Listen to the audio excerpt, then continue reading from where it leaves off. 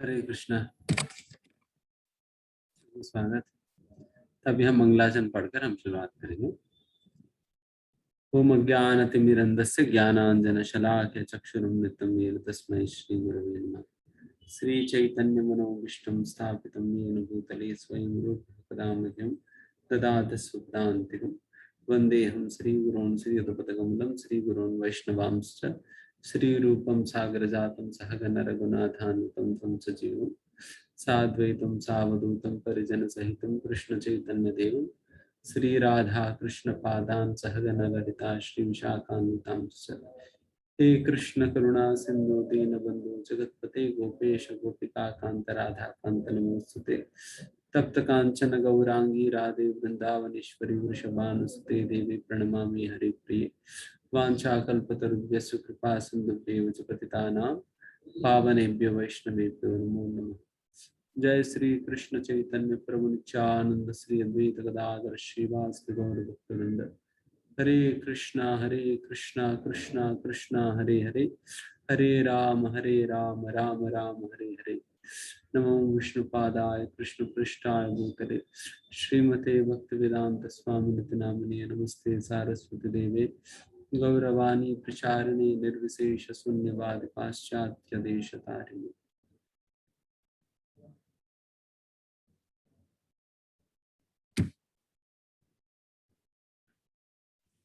श्री राधे। हरे Krishna. Yes, आज बहुत ही विशेष विषय है योगा फॉर मॉडर्न एज, जिसके अंतर्गत हम इस आधुनिक युग के लिए शास्त्रों के अंतर्गत सूचित किया गया योग पद्धति के विषय में आज के दिन हम चर्चा करेंगे। तब ध्यान से सुनिए एंड फिर जो चीजें हम चर्चा कर रहे हैं, अगर आपके पास कोई बुक पेन है तो आप नोट कर सकते हैं।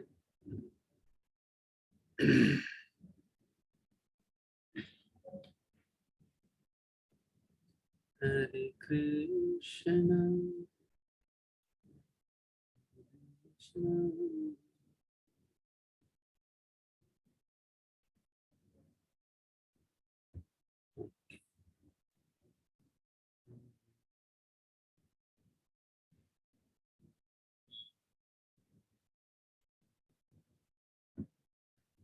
तो हम आपके साथ एक प्रेजेंटेशन शेयर करेंगे, तो उसी प्रेजेंटेशन के आधार पे आज हम चर्चा करेंगे।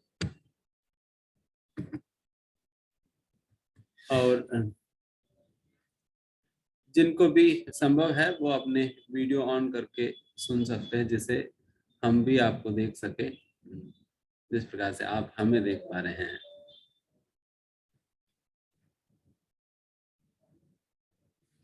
This makes things more convenient and easy.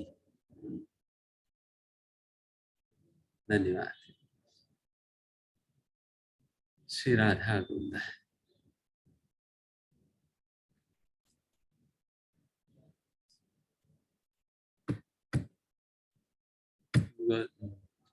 तो जब वीडियो ऑन करते तब हम आई कांटेक्ट बना पाते हैं, और it is like speaking on the black screen.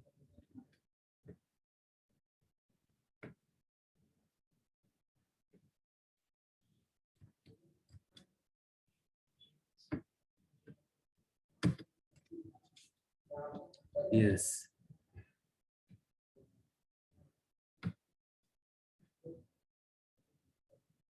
आप सभी देख पा रहे प्रेजेंटेशन को?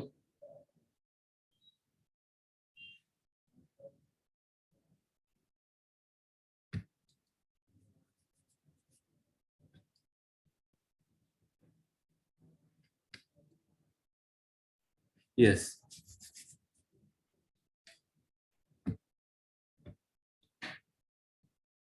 Thank you.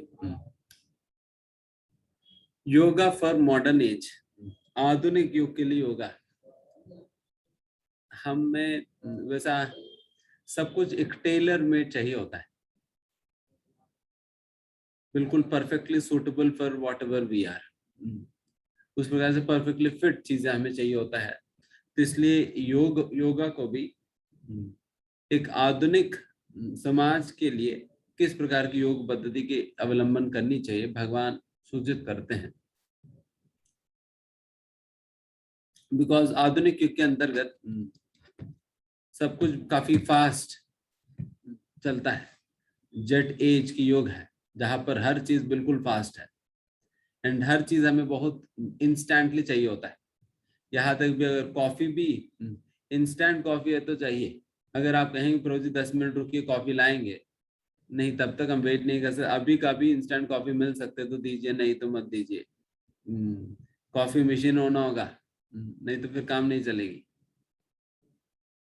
दूसरी प्रकार से इंस्टेंट फूड्स, फास्ट फूड्स काफी प्रेवलेंट है आज के समय पे, क्योंकि इंस्टेंटली तुरंत तुरंत मिल जाते हैं। माइक्रोवेव ओवन में रखो फिर तुरंत आपको मिल जाएगी तो 5 मिनट में। वो लोग क्या करते हैं, पहले से बना कर रखते हैं, जब आप जाएंगे तब गर्म करके दे देंगे। बट लोगों को ये पता नहीं कि माइक्रो ओवन यूज करने की वजह से कितना हार्मफुल रेडिएशंस है।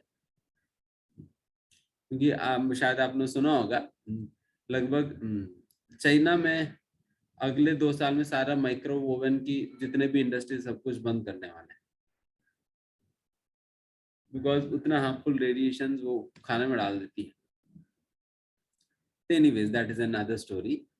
तो बेसिकली इस एज में हमें सब कुछ फास्ट चाहिए, इंस्टेंट चाहिए और मॉडर्नाइज्ड चाहिए हमें, बहुत मॉडर्नाइज्ड। तो इसलिए भगवान भी अपना प्रोडक्ट लेकर आए हैं इस एज के लिए, इस मॉडर्न एज के लिए एक टाइलर मेक करके भगवान भी अपना प्रोडक्ट लेकर आए हैं। देखिए इंस्टेंटली आपको इसकी फल मिलेगी एंड फिर इसका प्रभाव होगा करके भगवान भी अपना टेलर मेड प्रोडक्ट लेकर आए हैं। वो कौन सा योग पद्धति है जो कि आज के युग के लिए सुटेबल है, तो अब हम चर्चा करेंगे। तो इसके पहले जो योगा जिसके विषय में आज हम चर्चा करने वाले हैं, सबसे पहले योगा होता क्या है, क्योंकि योगा के विषय में अनेक प्रकार की भ्रांत धारणाएं आज के समाज में बहुत ही प्रेवलेंट है, बहुत सहज रूप से देखा जाता है हर जगह।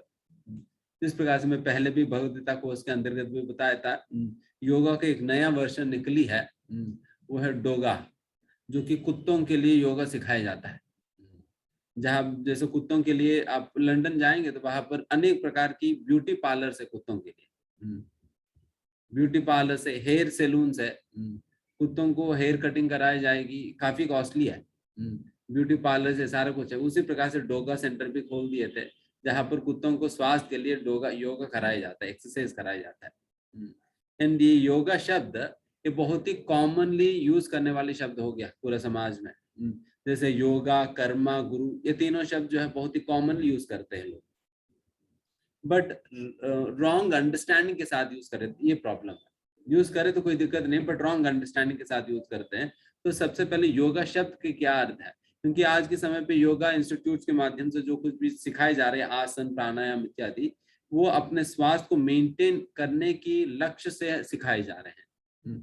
बट योग शब्द के अर्थ क्या है, उसके लक्ष्य क्या है, what does it actually mean, what does it actually stand for, तो ये हम समझेंगे। ये योगा शब्द जो है ये इसकी रूट वर्ड है युज शब्द से आता है।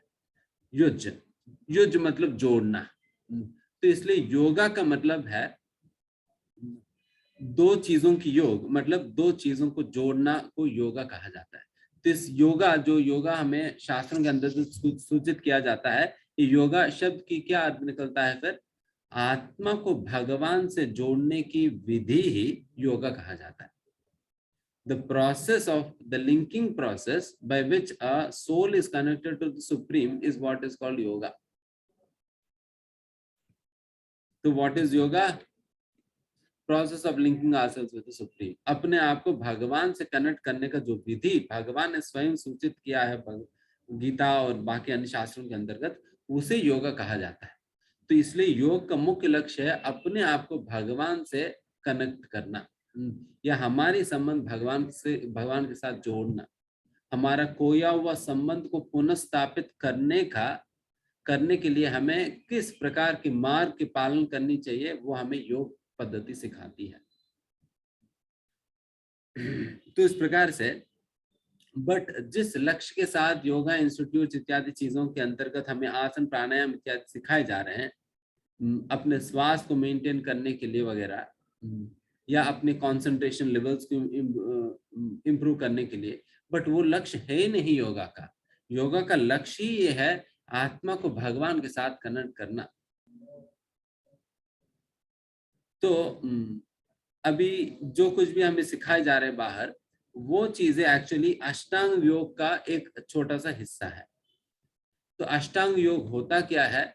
अष्ट अंग मतलब 8 अंग होते हैं इसमें, जिसके अंतर्गत 2-3 अंग जो है हमें बाहर देखने के लिए मिलता है। खास करके जो आसन, अलग अलग प्रकार के आसन दिखाई सुनने के लिए मिलता है, जैसा शीर्षासन है, शवासन है, पद्मासन है, सुखासन है, वज्रासन है। तो इस प्रकार से अनेक प्रकार के आसनों को सिखाया जाता है। एंड उसी प्रकार से प्राणायाम, अनुलोम विलोम, ये सारे अलग अलग प्रकार के प्राणायाम सिखाया जाता है। एंड फिर वैसे ही ध्यान लगाने की विधि भी सिखाया जाता है कंसंट्रेशन लेवल्स इंप्रूव करने के लिए। तो ये 3 चीजें जो है हमें जनरली हम इस समाज के, आधुनिक समाज के अंतर्गत देखने के लिए मिलता है। बट असलियत में अष्टांग योग के अंतर्गत 8 अंग है। ये 8 अंग क्या क्या है? सबसे पहला यम। यम मतलब अपने इंद्रियों को नियंत्रण करने के लिए कई प्रकार की नियम बताया जाता है। ये मत करो, ये मत करो, ऐसा नहीं करना, ऐसा नहीं करनी चाहिए। ये सारा कुछ यमा के अंतर्गत आता है। और नियम मतलब अनेक प्रकार की रूल्स है, होता है ये करने के लिए। आप ये करो, वैसा करो, ऐसा करो, ऐसा करो करके। तो जो करने के लिए सूचित किया जाता है वो नियम बन जाते हैं, जो करने से मना किया जाता है वो यमा बन जाता है। एंड आसन क्या होता है? आसन मतलब जो हम बैठने की पोस्चर है, योग अभ्यास करने के लिए कौन सा सिटिंग पोस्चर में हम योग अभ्यास करने जा रहे हैं, तो वो उसे आसन कहा जाता है। जैसे हमने अभी तक बताया, अनेक प्रकार के आसनों के विषय में आपने सुना ही है। पद्मासन, शीर्षासन, सुखासन, वज्रासन, और कुछ मत्स्य की तरह भी बैठते हैं, कुछ कुछ इस प्रकार से अनेक प्रकार के आसन है। एंड वैसे ही प्राणायाम, अपने सांस विश्वास निश्वास को नियंत्रण करना, बिकॉज हमारा शरीर के अंतर्गत अनेक प्रकार की वायु प्रवाहित होते हैं। 10 प्रकार की वायु प्रवाहित होते हैं। इन वायुओं को सही प्रकार से नियंत्रित करने से क्या होता है कि इन वायुओं का बहुत क्लोज कनेक्शन होता है हमारी मन के साथ। हमारी ब्रेथ को कंट्रोल करने से हमारा मन नियंत्रण में आ जाती है। इस प्रकार से मन को नियंत्रण में लाने के लिए ये प्राणायाम बहुत काम आता है। मन को नियंत्रण में लाने के लिए प्राणायाम का बहुत काम आता है, क्योंकि मन को नियंत्रण करना अष्टांग योग के लिए बहुत ही अनिवार्य है। क्योंकि धारणा से, ध्यान, धारणा, समाधि, तो तीनों चीजें जो है मन नियंत्रित करने पर निर्भर है। इसलिए अष्टांग योग की अभ्यास करने के लिए एक व्यक्ति को पहले से अपना इंद्रिय और मन नियंत्रण में होनी चाहिए, तब जाकर वो अष्टांग योग की अभ्यास कर पाएगा, ध्यान लग पाएगी तभी। तो ये पहले जो 5 चीजें जो कहा जाता है अष्टांग योग के अंतर्गत, ये 5 चीजों की मुख्य लक्ष्य ही है हमारे इंद्रियों को और मन को नियंत्रण में लाना। देखिए, सीधा हमें बाकी जगह पर हमें आसन से सिखा दिया जाता है, यमा नियम नहीं बताए जाते। क्योंकि यमा नियम बताने लगे देन कोई आएंगे नहीं। क्योंकि यमा नियम के अंतर्गत कई ऐसा चीजें बताया जाता है जो कि लोग साधारण तरह नहीं कर पाते हैं। जैसे उदाहरण के लिए कहा जाता है कि व्यक्ति को पूर्ण ब्रह्मचर्य के पालन करना चाहिए करके।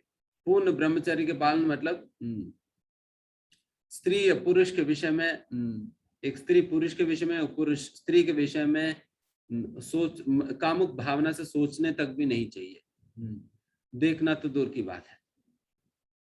तो उस प्रकार से देखना, सोचना, ये सारा चीजें, ये 8 प्रकार की ब्रह्मचारी व्रत होता है। 8 अंग होता है ब्रह्मचारी व्रत के अंतर्गत। इन 8 अंगों को पालन करना होता है बहुत ही कड़ाई से।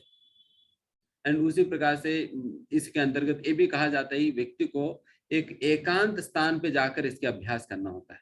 एकांत स्थान मतलब कोई जंगल वंगल में जाना पड़ेगा।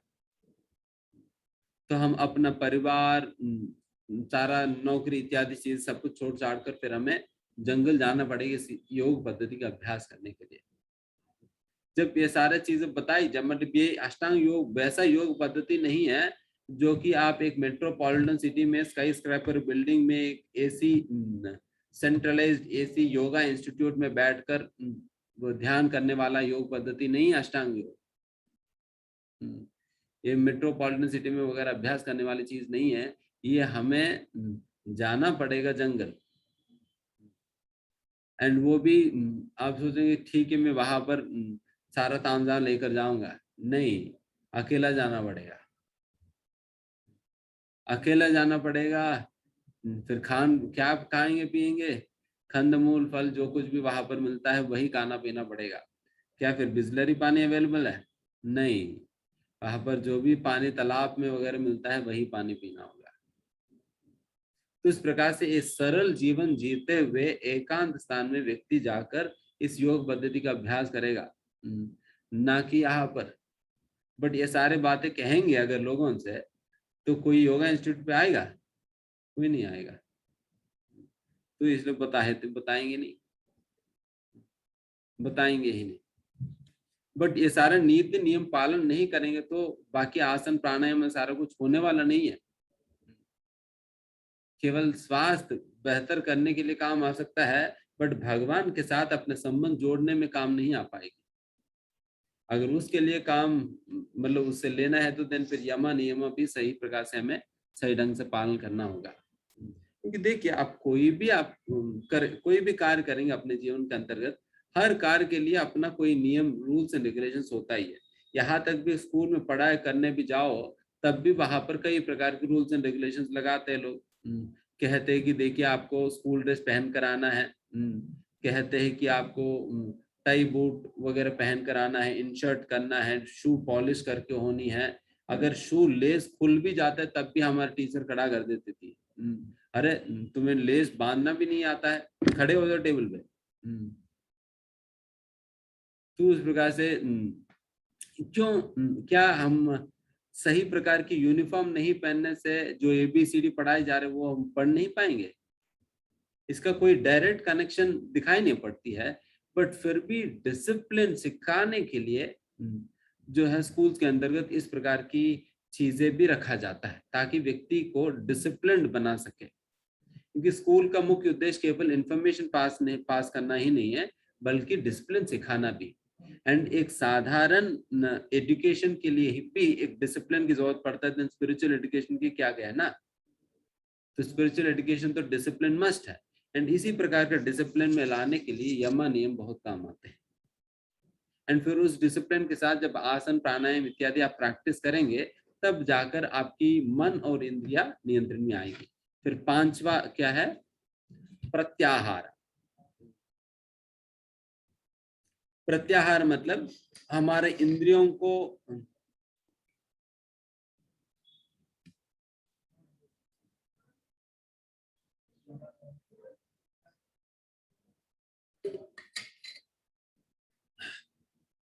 इंद्रिय भोग से बचाना, इंद्रिय भोग से इंद्रियों को बचाना। एंड फिर धारणा, ध्यान, समाधि, ये 3 डिफरेंट लेवल्स है। कितना देर तक आप अपना ध्यान लगा पाते हो उसके आधार पे धारणा, ध्यान, समाधि निर्धारित होता है आप कौन से स्तर पे है करके। तो उस प्रकार से ये 8 स्तर है अष्टांग योग के अंतर्गत। एंड इस अष्टांग योग के अभ्यास करने के लिए इतने जो जो जो नियम हमने बताए, हमने संक्षिप्त में 2-3 नियम ही बताए थे। वैसा भगवद गीता के 6वां अध्याय के अंतर्गत बहुत से नियम बताए जाता है। इन सारा नियमों का आज के समय पे पालन कर पाना बहुत मुश्किल है। अगर हम कल का दिन हम कहें, देखिए जो जो लोग इस योग पद्धति का अभ्यास करने के लिए इंटरेस्टेड है, कल को हिमालय के लिए हम एक फ्री बस निकाल रहे हैं, तो जिन जिनको अष्टांग योग के अभ्यास करना है कल आ जाइए।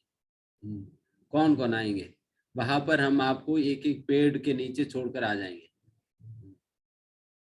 तो तपस्या करते रहना, 2-3 साल के बाद आएंगे पिकअप करने। तो कोई नहीं जाएगा, कौन फिर बार छोड़कर जाएगा? अरे मंदिर आने के लिए कहते तो नहीं आ पाते, हिमालय तो दूर की बात है। मंदिर आओ दीपदान करने, भगवान के दर्शन करने, मंगल आरती करने, तब भी नहीं आ पाते। तो हिमालय कौन जाएगा? मंदिर आने के लिए कहने पर लोग कहते प्रभु जी हमारे पास समय नहीं है, हम बहुत व्यस्त है। तो ऐसा जीवन में ये सारी चीजें कैसे कर पाएगा? तो ये तो भगवान को पता है। जब इसी प्रकार की योग पद्धति जब भगवान अर्जुन को सूचित करे हैं, तब अर्जुन के क्या रिस्पॉन्स है देखिए। भगवान, मैं तो वायु को भी नियंत्रण कर सकता हूं, बट मैं अपने मन को तो नियंत्रित नहीं कर पाऊंगा, क्योंकि मन बहुत ही चंचल है, बहुत ज्यादा चंचल है, उसे तो मैं नियंत्रण नहीं कर पाऊंगा करके अर्जुन खुद ही हाथ खड़ा कर देते हैं। अर्जुन कितना सक्षम व्यक्ति है, वैसा सक्षम व्यक्ति खुद ही हाथ खड़ा कर दे रहे हैं, कितनी बड़ी बात है। अर्जुन जैसा व्यक्ति हाथ खड़ा कर दे रहे हैं, क्योंकि अर्जुन, जैसे मैंने पहले भी बताया था, जिस प्रकार से जब द्रोणाचार्य सभी कौरवों को पांडवों को शिक्षा दे रहे थे, तब द्रोणाचार्य कहते हैं कि दुर्योधन से, दुर्योधन जरा आप अपना धनुष बाण उठाकर आप एम करो। देन फिर दुर्योधन धनुष बाण उठाते, फिर द्रोणाचार्य पूछते बताओ कि आपको क्या दिख रहे हैं? दुर्योधन कहते मुझे तो सब कुछ दिख रहा है, बताइए क्या क्या दिख रहे हैं? मुझे पहाड़ दिख रहे हैं, मुझे नदी दिख रहे हैं, मुझे जानवर दिख रहे हैं, मुझे गाय दिख रही है, मुझे पेड़ भी दिख रहा है। तो फिर द्रोणाचार्य ठीक है साइड हट जाओ, तो युधिष्ठिर महाराज तुम आओ। युधिष्ठिर महाराज बताओ तुम्हें क्या दिख रहे हैं? युधिष्ठिर महाराज कहते मुझे पेड़ दिखाई पड़ रहे हैं। और क्या दिखाई पड़ रहे? मुझे बस पेड़ ही दिखाई पड़ रहे हैं। देन अर्जुन से पूछता अर्जुन तुम्हें क्या दिख रहे हैं? अर्जुन कहते हैं भगवान, द्रोणाचार्य मुझे, गुरु महाराज हमें चिड़िया की आंख दिखाई पड़ रही है। द्रोणाचार्य इसके अलावा कुछ नहीं दिख रहे हैं? नहीं, इसके अलावा मुझे बिल्कुल कुछ भी नहीं दिख रहे, पेड़ मतलब कुछ भी नहीं दिख रहे, मुझे केवल चिड़िया के आंखें दिखाई पड़ रहे। मतलब उनकी कंसंट्रेशन लेवल देखिए, उतना तीक्ष्ण दृष्टि था उनका। फिर भी यहाँ पर जब मन को नियंत्रण करने की बात आता है, अर्जुन कह दे रहे कि मेरे से नहीं हो पाएगी। देन हम कहाँ पर कर पाएंगे? क्योंकि अष्टांग योग का प्री रिक्विजिट है मन को नियंत्रित करना, तभी तो ध्यान लग पाएगी। तो इसलिए ये सारे बातें जानते हुए भगवान अलग अलग युगों के लिए अलग अलग प्रकार की योग पद्धति सूचित करते हैं, जो उस योग में बिल्कुल प्रैक्टिकल है, उसी योग पद्धति को भगवान सूचित करते हैं। जैसा कि कृते अध्याय तो विष्णु त्रेतायाम यजतो मकैः द्वापरे परिचर्यायाम कलो तत् हरि कीर्तनाद। इसमें भगवान कहते हैं, इसमें श्रीमद् भागवत में कहा जाता है कृते अध्याय तो विष्णु। कृत युग में मतलब 4 युग होते हैं, सतयुग, त्रेता युग, द्वापर युग और कलयुग। इन 4 युगों को मिलाकर चतुर्युग भी कहा जाता है, एक महायुग भी कहा जाता है। एक महायुग या एक चतुर्युग मतलब ये 4 युग मिलकर होता है। और कलयुग मतलब 4,32,000 साल की है, और इसका 2 गुना है द्वापर युग, और कलयुग का 3 गुना है त्रेता युग, और कलयुग की 4 गुना है सतयुग। और कलयुग में लोग, सतयुग में लोग 1,00,000 साल तक जिया करते थे, उनकी आयु 1,00,000 साल था। एंड त्रेता युग में लगभग 10,000 साल जिया करते थे, द्वापर युग में 1,000 साल, एंड कलयुग में 100 साल जीवन की आयु है, जीवन की आयु है। तो इस प्रकार से 4 युग है। और सतयुग में भगवान पे ध्यान करना या ध्यान योग या अष्टांग योग सतयुग की धर्म है, क्योंकि सतयुग में लोग बहुत ही सात्विक हुआ करते थे, उसकी वजह से उनके मन बहुत शांत हुआ करता था, उनकी चारों ओर परिस्थितियां भी उसी प्रकार की, बहुत ही धर्म, सभी की सभी लोग जो है बहुत धर्म में निष्ठावान लोग थे, सभी धर्म की समूल रूप से पूर्ण रूप से आचरण किया करते थे, इसलिए कोई किसी की वजह से कोई डिस्टर्बेंस नहीं होता था। इसलिए सभी लोगों का मन बहुत शांत हुआ करती थी, इसलिए वैसा लोगों की मन बहुत आसानी से भगवान पे लग पाता था। इसलिए वो समय ध्याय तो विष्णु, भगवान पे ध्यान करना विधि है। एंड यहाँ पर ये भी शब्द अब देखिए, ध्याय तो विष्णु, ध्यान किनके ऊपर लगाए जाए? विष्णु, सीधा कहा जा रहे हैं। छोटे बच्चे से भी पूछेंगे सीधा बता देगा ध्याय तो विष्णु मतलब ध्यान किनके ऊपर लगाया जाए, विष्णु पे करके। बट आज बट कई लोग ध्यान तो सिखा तो देते हैं, बट किस पे ध्यान लगाई जाए। कोई कहते हैं कि एक लाइट जला दो, फिर लाइट के ऊपर ध्यान करो। कोई कहते हैं कि आंख बंद करके शून्य के ऊपर ध्यान करो। कोई कहते हैं कि अपने ऊपर ध्यान कर लो। कोई कहते हैं किसी और के ऊपर ध्यान करो। तो ये कौन सूचित करे? यहाँ पर तो क्लियरली शास्त्र में भागवतम के अंदर कहा जा रहा है ध्याय तो विष्णु। जब ध्यान लगाना भी होता है, ध्यान हम विष्णु के ऊपर लगानी चाहिए। एंड विष्णु के ऊपर ध्यान लगाने का मतलब भी क्या होता है, उसका बहुत डिटेल डिस्क्रिप्शन है। कोई ये नहीं कह सकते कि प्रभु जी मुझे बिल्कुल खूब अच्छा ध्यान लग जाता है।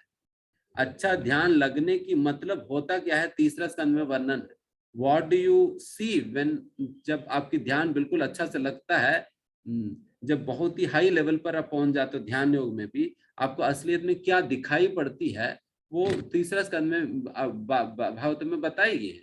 इसलिए कोई धोखा नहीं दे सकते हैं कि मैं ध्यान योग में बहुत पहुंचा हुआ महात्मा बन चुका हूं करके।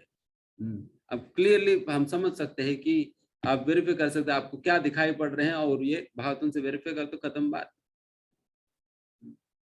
तो इस प्रकार से ध्याय तो विष्णु, विष्णु के ऊपर ध्यान करनी चाहिए। एंड इस प्रकार के ध्यान योग के अभ्यास लोग हजारों साल तक करते थे। जैसा कि उदाहरण के लिए विश्वामित्र मुनि 60,000 साल उन्होंने तपस्या किया। 60,000 साल ध्यान किए थे। बहुत ही लंबा समय तक इस प्रकार के ध्यान लगाया जाता है। तो ये सतयुग में संभव है, क्योंकि लोग उतना समय जी भी पाते थे, 1,00,000 साल जी पाते थे, तभी वो इतना हजारों साल तक ध्यान लगा पाते हैं। तो आज के समय पे हम इतना 1,000 साल तो जी भी नहीं पाएंगे। ठीक है, आप अपनी आयु के हिसाब से कुछ समय भी तो लगाओ, फिर उतना भी ध्यान नहीं लग पाता है। 5 मिनट के लिए बैठेंगे तो 500 चीजें दिमाग में आते हैं, तो कौन सी ध्यान लगा पाएंगे। इसलिए भगवान ने बेटा तुमसे नहीं हो पाएगी, ठीक है छोड़ो, तो ध्यान योग साइड हटा दिए भगवान। त्रेतायाम यजतो मकई, त्रेता युग में यज्ञ करना यह धर्म है। यज्ञ करना, मकई मतलब यज्ञ है। यज्ञ मतलब जैसा आप यज्ञ कुंड बनाकर फिर यज्ञ में आहुतियां चढ़ाते हैं ना, तो सारे उस प्रकार की यज्ञ त्रेता युग की धर्म है। एंड उस प्रकार की यज्ञ संपन्न करने के लिए हमें बहुत से धन की जरूरत पड़ता है, एंड बहुत शुद्ध ब्राह्मणों का भी जरूरत पड़ता है। बहुत शुद्ध ब्राह्मण की भी जरूरत है, एंड फिर बहुत धन का भी जरूरत पड़ता है। आज के समय पे तो सभी लोग तो भिखारी है, अपने परिवार को संभालने में ही हालत खराब। जब तक पति पत्नी दोनों जॉब नहीं करेगा, परिवार को चला नहीं पाते। घर का रेंट ही 20-25 हजार है। तो फिर ऐसा समय पे कहाँ पर यज्ञ कर पाएंगे लोग। एंड फिर यज्ञ करने के लिए एक तो धन नहीं है, एंड दूसरा धन होने पर भी शुद्ध सामग्री मिल पाएगी। स्वच्छ घी चाहिए तो नहीं मिलने वाली है। स्वच्छ घी चाहिए तो नहीं मिलने वाली है, क्योंकि आज के समय पे देसी गाय तो है भी नहीं कहीं। बहुत विरला ही कहीं दिखाई पड़ती है देसी की, देसी गाय। देसी गाय का ही है नहीं, बट देसी घी खूब है। देसी घी तो खूब है, जितना मर्जी उतना मिल जाएगी आपको। आप सोचो किस प्रकार की देसी घी मिलता है। तो वैसा पदार्थों से कौन सी यज्ञ आप संपन्न कर पाओगे। एंड ब्राह्मण के विषय में तो पूछो ही मत। ना उन्हें सही प्रकार के मंत्र पता है, ना विधि पता है, ना स्वच्छता है। केवल नाम के लिए ब्राह्मण रह गए, वो काम से नहीं, भाव से नहीं। जैसे भगवद गीता के अंतर्गत हम लोग चर्चा किए थे, ब्राह्मण मतलब जो 12 लक्षण जो बताइए, वो 12 लक्षण होना है। केवल जनेऊ पहनने मात्र से, कोई ब्राह्मण परिवार में जन्म लेने मात्र से कोई व्यक्ति ब्राह्मण नहीं बनता। उस प्रकार के योग्य ब्राह्मण में नहीं मिल पाते हैं। इसलिए स्वच्छ पदार्थ नहीं है, योग्य ब्राह्मण नहीं है, पर्याप्त धन नहीं है, सारा तीनों चीजें नहीं होने के कारण आज के समय पे यज्ञ संपन्न करना बहुत ही मुश्किल है। इसलिए भगवान हमसे ये यज्ञ भी एक्सपेक्ट नहीं कर रहे हैं। द्वापरे परिचर्या या द्वापर युग में परिचर्या मतलब सेवा, परिचर्या मतलब मीनियल सर्विस कहते हैं इंग्लिश में। वह बहुत ही सिंपलिस्टिक सेवा है, सर्विस, सेवा, छोटी छोटी सेवाएं करना। परिचर्या इसका मतलब यह है कि भगवान श्री विग्रह के रूप में जो प्रकट हुआ, भगवान की सेवाएं देना और उनकी आरती करना, अभिषेक करना, नहलाना, कपड़ा पहनाना, भोग लगाना, उनके लिए फूल माला बनाना, फूल उगाना, सारा चीजें, ये सारा चीजें मिलकर परिचर्या के अंतर्गत आता है। तो भगवान की निजी सेवा करने के लिए अनेक प्रकार की कठिन नियमों की पालन करना होता है। जैसे उदाहरण के लिए हम हमारे मंदिर में, मैं जस्ट एक ब्रीफ आइडिया दे रहा हूं कितना सेवा होती है श्री विग्रह पूजा के अंतर्गत। कम से कम 8 से 10 माताएं कम से कम 5 से 6 घंटा प्रतिदिन केवल भगवान की अगले दिन पहनने के लिए फूल माला बनाते हैं। 8-10 माताओं को लगातार 5-6 घंटा बैठेंगे तब जाकर फूल मालाएं बनती है। एंड 8 से 10 पुजारी लोग जो है सुबह से लेकर रात तक भगवान के सारे फैसिलिटीज या सारे उपचारों को करने में लगे रहते हैं। एंड भोग बनाने का टीम तो अलग है, 6 बार भोग लगता है। एंड ये 6 बार भोग बनाने के लिए सुबह से लेकर रात तक कोई ना कोई किचन में जाकर खाना बनाते हैं, फिर वो भगवान को भोग लगाते पुजारी। एंड इसके अलावा बैकअप टीम अलग है, बर्तन वर्तन धोने वाला। तो ये सारा केवल जो इंटरनली सर्विस वाले, एंड कपड़े अरेंज करने वाले, कपड़े सिलाने वाले, सारे ये सभी अलग है। मतलब इतने सैकड़ों लोगों को जब एक साथ जब सेवा करने लगते हैं तब जाकर वो भी एक मतलब एक कॉम्प्रोमाइज स्टैंडर्ड में सेवाएं हो पाती है। देन हम अपने घर पे कितना कर पाएंगे बताइए, किस हद तक कर पाएंगे। तो इसलिए इस प्रकार की श्री विग्रह पूजा कर पाना भी मुश्किल है कलयुग में, क्योंकि इतना कौन कर पाएगा। तभी भगवान ये सारे प्रैक्टिकलिटी भगवान समझते हैं, तभी भगवान ये सारी चीजें हमसे डिमांड नहीं कर। भगवान ये नहीं करेगा आप ध्यान करो, मुझे पता नहीं कैसे भी करके ध्यान ही करो, आप पैसा खर्च करके यज्ञ करो, सारा नियमों का पालन करते हुए आप श्री विग्रह पूजा करो, ये नहीं कहते भगवान।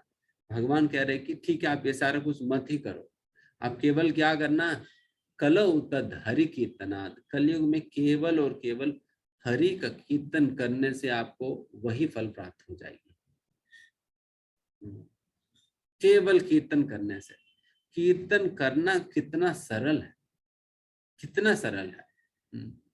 केवल अपना जिह्वा का प्रयोग करके हमें शब्द उच्चारण करनी है, हृदय से, भाव से, प्रेम से, बस इतना ही। इसी से भगवान प्रसन्न हो जाएंगे। जो फल हजारों साल तपस्या करने से मिलता था और करोड़ों रुपए पैसा खर्च करके यज्ञ करने से प्राप्त होता था, कठिन नियमों का पालन करने से, श्री विग्रह पूजा करने से जो फल प्राप्त होता था, वही फल हमें केवल और केवल कीर्तन करने मात्र से मिल जाता है कलयुग में। तो कितना बड़ा उपलब्धि है कलयुग का। इसी उपलब्धि के कारण भागवतम के अंतर्गत कहा जाता है कि देवी देवताएं भी इस कलयुग के अंतर्गत जन्म प्राप्त करने के लिए तरसते हैं, तरसते, क्योंकि यहाँ पर बम्पर ऑफर चल रहे हैं। जैसा कभी मॉल्स में ना, लॉजिक स्मार्ट में या जो भी मॉल जो होता है, वहां पर दिवाली ऑफर, दसरा ऑफर निकालते हैं, तब बिल्कुल लाइन लग जाता है। वहां पर कहते हैं कि 1 साड़ी खरीदने पे 2 साड़ी फ्री, देन पूरा लाइन लग जाता है। तो उसी प्रकार की बम्पर ऑफर निकल गया कलयुग में। तो इसलिए देवी देवताएं भी सभी लोग लाइन में खड़े हैं, तो हमारा नंबर कब आएगी करके। बट क्या करें, आप सभी लोगों को पहले नंबर लग गया, तो आप लोगों को पहले जन्म मिल गया। तो आप नंबर लग गया तो सही, बट फायदा भी तो उठाना है। माल के अंदर चले गए बट कुछ खरीदे बिना वापस आ जाएंगे तो क्या फायदा होगा। तो हम आ तो गया कलयुग में, कैसे भी करके धक्का मार के हो, जैसे भी करके हम आ तो गए अंदर, बट फायदा तो उठा लीजिए, नहीं तो फिर खाली हाथ चले जाएंगे। तो इसलिए बहुत बहुत सरल रूप से कीर्तन करके ना कोई पैसा की खर्चा है, ना कोई धन की खर्चा है, ना हम अपना काम धंधा छोड़ने के लिए कोई कुछ कहा जा रहा है, आप अपना परिवार छोड़ दो, ये कर दो वो कर दो, ये सारा कुछ तो नहीं कहा जा रहा है। आप अपना परिवार के साथ रहो, आप अपना जो भी काम कर रहे हो वो करते रहिए, उसके साथ साथ भगवान का कीर्तन करो बस। ये कौन सा मुश्किल कार्य है घर पे करना। बाकी जो कुछ भी पूजा पाठ इत्यादि चीजें हम अपने घरों में जो कर रहे हैं, वो उसका ना कोई विधि है ना कोई निर्देशन है, बस वैसे ही करे जा रहे हैं। किसी को पता ही नहीं कि क्या क्यों कर रहे क्या नहीं कर रहे। जैसे उदाहरण के लिए हम जब तक हम इस्कॉन में आए नहीं तब तक हमें ये पता नहीं था। जैसे हमारे घर पे जगन्नाथ बलदेव सुभद्रा का चित्र हुआ करता था, हमें पता नहीं था ये कौन है, बट हमारे मम्मी पापा सभी लोग बत्ती दिखाते थे, हम भी दिखाने लगे। ठीक है, कोई ना कोई होंगे ही, दिखाने से कुछ ना कुछ मिल ही जाएगी करके दिखाते ही रहते थे। हमें पता नहीं वो कौन है, मैं क्यों दिखा रहा हूँ, पता नहीं, बस दिखा रहे हैं। तो इस प्रकार की पूजा इत्यादि चीजें करने से क्या कोई फल मिलेगा। और दूसरी ओर कर्म कांड के विधान में सही प्रकार से करने से जितना फल मिलता है उससे ज्यादा नुकसान होता है गलत प्रकार से करने पे। एंड जो पालन आज के समय पे सभी लोग घरों के अंतर्गत करते हैं वो कर्मकांड के विधान के अनुसार ही करने का प्रयास करते हैं, बट उनको कर्मकांड होता क्या है ये भी पता नहीं है, और सही विधान क्या है ये भी पता नहीं है, बस करे जा रहे कैसे भी करके। किसी ने कुछ कहा कि ये करने से आपको मिल जाएगी, आप अपने पूजा घर में आप ये रख लीजिएगा, देन आप कुछ अच्छा हो जाएगा करके कोई कह देंगे तो रख लेंगे। तो इस प्रकार की स्थिति है। तो इसलिए हमें जो भी हम करें शास्त्रों के आधार पर हम करें, तो शास्त्र में क्लियरली बताइए, आप वो सारे चीजें नहीं भी करें फिर भी कोई दिक्कत नहीं है। सबसे महत्वपूर्ण चीज है तो भगवान के नाम के संकीर्तन करना, जिससे लोग नेग्लेक्ट करके बाकी सारे चीजें कर रहे हैं। तो इसलिए हमारी यही आग्रह है आप सभी लोगों से, आप सभी ये हरि कीर्तन को बहुत ही सीरियसली गंभीरता पूर्वक स्वीकार करिए। ये इस युग की बिल्कुल सूचित किया हुआ धर्म है। कितना क्लियरली भागवत में बताइए, कलो तद हरि कीर्तनात्। एक अन्य श्लोका में कहा जाता है, कलेर दोष निधे राजन अस्ति ही एको महान गुना। कलेर दोष निधे राजन मतलब कलयुग जो है दोष निधे राजन, दोषों के निधि है कलयुग। It is a wealth of store house of all faults. दोष मतलब फॉल्ट्स है, दोषों का निधि है कलयुग। वैसा कलयुग में अस्ति ही को महान गुना, एक महागुण है कलयुग का। और ये एक महान गुण होने की वजह से कलयुग के अंदर ये सारे दोष बिल्कुल नजरअंदाज हो जाए, नेग्लेक्ट हो जाती है। केवल ये एक महान गुण होने से बाकी सारा दोष नेग्लेक्ट कर देते हैं लोग। एंड ये क्या महान गुण है, कीर्तनादैवं कृष्णस्य मुक्ति ही संगात परम व्रजेत। केवल और केवल भगवान कृष्ण की कीर्तन करने के माध्यम से मुक्ति ही संगात, गलत संगति से भौतिक संसार से मुक्ति प्राप्त करके परम व्रजेत, भगवान की व्रज धाम को, भगवान की परम धाम को प्राप्त करेगा केवल हरि कीर्तन करने से। कितना इजीली हमें टिकट मिल जा रहा है भगवत धाम वापस जाने की। तो हरि अप, लीजिए टिकट। तो इस प्रकार से ये सारी चीजें हमने अभी बताई। तो कलयुग में भगवान के नाम लेने का विधि है। तो सबसे पहला मंत्र होता क्या है,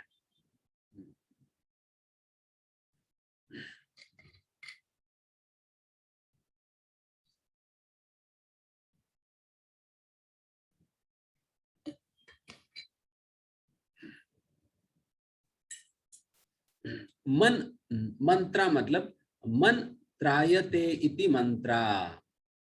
दो शब्द है इसमें, मन और त्रा। मन मतलब हमारी मन है, और त्रा मतलब त्रायते, डिलीवर्स। मंत्र मतलब one that delivers our mind is called mantra. किस चीज से डिलीवर करता है?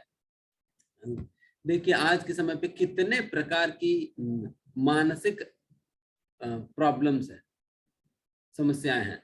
जैसा तनाव है, डिप्रेशन है, फ्रस्ट्रेशन है, रिलेशनशिप प्रॉब्लम्स है, लैक ऑफ कंसंट्रेशन है।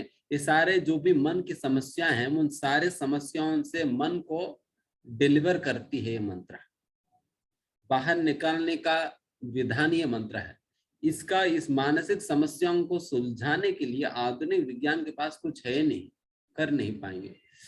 ऑल्दो लोग कह सकते हैं कि साइकियाट्रिस्ट है, वो लोग ठीक कर देंगे।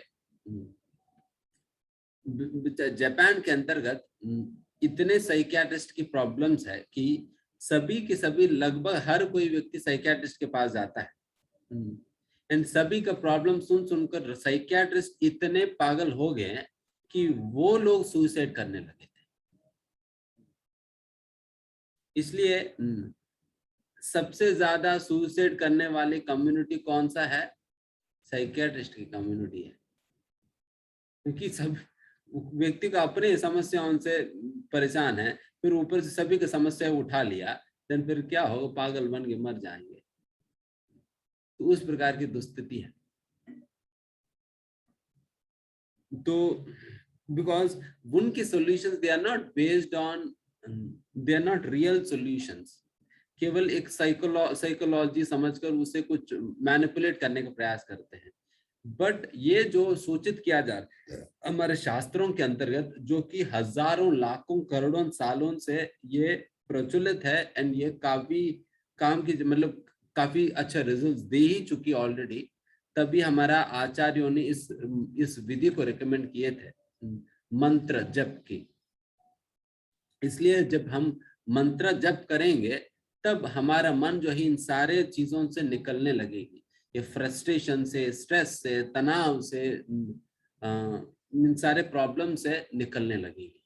इसलिए हर एक व्यक्ति के अंतर्गत आज के समय पे, वैसा WHO स्टैटिस्टिक्स के अनुसार, हर 3 लोगों में से एक व्यक्ति, चाहे कहे या माने या ना माने, एक व्यक्ति तो मानसिक प्रॉब्लम से झेल ही रहा है। हर 3 लोगों में से एक व्यक्ति तो मानसिक प्रॉब्लम है ही उनमें। हमारे भारत में तो आसानी से लोग मानते नहीं है, क्योंकि फिर अगर कोई, अमेरिका में तो कोई बात नहीं, अगर हमारे भारत में अगर आपके आस पड़ोस वाला कोई आकर कहे कि ना कहाँ से आ रहे, मैं जस्ट साइकियाट्रिस्ट के पास जाकर आ रहा, देन तुरंत आपके मन में क्या आएगी? अरे तो पागल होगी, इनसे दूर रहना है। तुरंत आएगी ना मन में, ये तो पागल बन गया करके। तो इसलिए भारत में कोई नहीं कहेगा, जाएगा भी नहीं साइकिक प्रॉब्लम होने के बाद भी। बट सच्चाई तो ये है कि सभी में कम ज्यादा है ही प्रॉब्लम है। तो हम इस प्रॉब्लम से बाहर निकलने का यही एकमात्र रास्ता है मंत्रा। इसलिए इसकी फायदा उठा लेनी चाहिए हमें। एंड इस प्रकार के मंत्र जप के विषय में बाकी धर्मों में भी काफी विस्तार रूप से कहा गया है। ऐसा नहीं कि केवल भगवान के नाम की जप करना ये केवल सनातन धर्म के अंतर्गत ही विधि नहीं है, बल्कि सारे ही धर्मों के अंतर्गत भगवान नाम लेने का विधि है। जैसा कि क्रिश्चियनिटी में वो लोग जो डेली जो पढ़ते हैं ना, our Father who art in heaven hallowed be thy name, उसके अंतर्गत भी भगवान के नाम के महिमा के विषय में कहा जा रहा है। एंड साथ ही साथ आप क्रिश्चियंस में भी जो बहुत ही कड़ाई से पालन करने वाले क्रिश्चियंस को देखिए, वो लोग, उन लोगों के पास रोजरी बीट्स करके होते हैं। जैसा हमारे पास तुलसी माला होता है, उनके पास रोजरी बीट्स होते हैं, जिसके ऊपर वो लोग भगवान के नाम जप करते हैं। आप कभी देखिएगा, उसके ऊपर मतलब एक क्राइस्ट की सिंबल होता है, जिन पे रोजरी बीट्स होते हैं, तो उसके ऊपर वो लोग भगवान के नाम लेते हैं। एंड फिर सिखिज्म में आप कोई गुरुद्वारे में जाइए, वहां पर हमेशा भगवान के नाम चलता है, कृष्ण गोविंद यही नाम चलता है वहां पर। एंड गुरु नानक स्वयं कहते हैं, in the ambrosial hours of the morning I meditate on the grace of the true name, मैं ब्रह्म मुहूर्त के समय में, सुबह ब्रह्म मुहूर्त के समय मैं भगवान के नाम की कृपा पे मैं ध्यान करता हूं करके गुरु नानक जी कह रहे। मुस्लिम्स, इस्लाम में क्या कहा जाता है? इस्लाम में सब लोग तो जानते ही है, वो लोग जो जो से भगवान के नाम लेते हैं अल्लाह करके। अल्लाह के शब्द क्या अर्थ है? द ग्रेट, सबसे महान व्यक्ति है। सबसे महान कौन है? मुस्लिम्स के लिए अलग, हिंदुओं के लिए अलग नहीं होता है ना सब महान व्यक्ति। उनके लिए भी वही है, हमारे लिए भी वही है महान व्यक्ति, वही भगवान ही है। तो अल्लाह मतलब द ग्रेट है, भगवान को सूचित कर रहे हैं। तो उसी प्रकार से आप कुरान के अंतर्गत भगवान के 99 नाम दी गई हैं, तो वहां पर भी हमेशा भगवान के नाम उच्चारण करने की विधि है। एंड मुस्लिम्स के अंतर्गत भी कुछ कड़ाई से पालन करने वाले मुस्लिम्स को देखे, उन लोगों के पास भी माला होती है, उन लोगों के पास भी माला होता है, वो लोग भी भगवान के नाम लेते हैं उस पर। एंड बुद्धिज्म नामु अमिता बुत्सु, तो उसमें भी भगवान के नाम लगातार लेने की विधि है बुद्धिज्म में भी। और सनातन धर्म के विषय में तो कहना ही क्या, यहाँ पर तो सैकड़ों हजारों श्लोकों में भगवान के नाम लेने की महिमा के विषय में वर्णन है। तो ये भगवान के नाम लेना दो प्रकार से होती है। एक तो भगवान के नाम जप करना एक जगह पर बैठ के, जिस प्रकार से ये व्यक्ति यहाँ पर आप देख रहे हैं ना किस प्रकार से बैठा है, बिल्कुल एक आसन होनी चाहिए, एक आसन होनी चाहिए। आप कोई भी सिंपल सा चटाई ले लीजिए, चटाई पे बैठिए एंड सीधा बैठिए जिस प्रकार से उन्होंने वो बैठा है। तो उस प्रकार से बैठकर हम हरे कृष्णा कृष्णा कृष्णा हरे हरे, हरे राम राम राम हरे हरे, इसका उच्चारण करना चाहिए। एंड इसका हम और भी किस प्रकार से करनी चाहिए वो सारी चीजें बताएंगे। तो एक तो पर्सनल मेडिटेशन है एंड दूसरा संकीर्तन, जैसा हम करताल मृदंग इत्यादि चीजें लेकर वाद्य लेकर बजाते हुए एक धुन में हम भगवान के नाम लेते हैं। एक व्यक्ति लीड करता है, बाकी सब लोग पीछे पीछे गाते हैं, तो इसे कीर्तन कहा जाता है। संकीर्तन है, संकीर्तन मतलब सम्यक कीर्तन, सभी लोग साथ में आकर संगठित होकर कीर्तन करते हैं, इसे संकीर्तन कहा जाता है। ये दो विधियां हैं। एंड हर किसी को हर दिन संकीर्तन करने का मौका तो नहीं मिल पाता है, क्योंकि उस प्रकार की सारा चीजें करताल मृदंग अरेंज करना, उन चीजों को बजाने वालों के अरेंज करना, कीर्तन करने वालों के अरेंज करना, ये सभी के लिए हर दिन संभव नहीं है। तो इसलिए हम हर दिन जो आप अपने घरों में जो कर सकते हैं वो है नाम जप, वो है नाम जप जो हम पर्सनल लेवल पर अपने घर पे हम कर सकते हैं। इसके लिए आप कहीं पर भी, आप अपने कमरे में हो, पूजा घर में हो, कहीं पर भी एक जगह बना लीजिए जहां पर आप बैठकर आराम से आप भगवान की नाम जप कर सके। बस आप ऐसा स्थान चुनिए जहां पर कम से कम डिस्टरबेंस हो। अगर मान लीजिए कि आप बिल्कुल लिविंग रूम में या हॉल में आपने आसन लगा दिया, देन वहां पर हमेशा लोग चल रहे, इधर उधर चल रहे और बच्चे खेल रहे वही, देन फिर आपकी ध्यान कहाँ लगने वाली है, उन्हें ही देखते रह जाएंगे। इसलिए वैसे स्थान पर आप बैठ जाइए जहां पर कम से कम डिस्टरबेंस हो, कम से कम डिस्टरबेंस हो, जो कि जहां पर कोई बहुत फ्रीक्वेंटली आना जाना नहीं होता है। तो उस प्रकार से हमें नाम जप करनी चाहिए, पर्सनल लेवल पर हम कर सकते हैं। तो वैसा 108 बार भगवान के नाम लेने का विधि है, एक माला कहा जाता है 108 बार लेने पे। एंड इसके विषय में और भी हम डिटेल बताएंगे आगे कैसे करना है। एंड अभी नाम जप करने के लिए अनेक प्रकार के स्क्रिप्चरल रेफरेंसेस देंगे, मतलब हमारे सनातन धर्म के अंतर्गत अनेक शास्त्रों में भगवान नाम जप के विषय में बताई है। जैसे उदाहरण के लिए कलि संतरण उपनिषद में कहा जाता है, ये बेसिकली महामंत्री कहाँ पर बताई गई है? कलि संतरण उपनिषद में बताई गई है।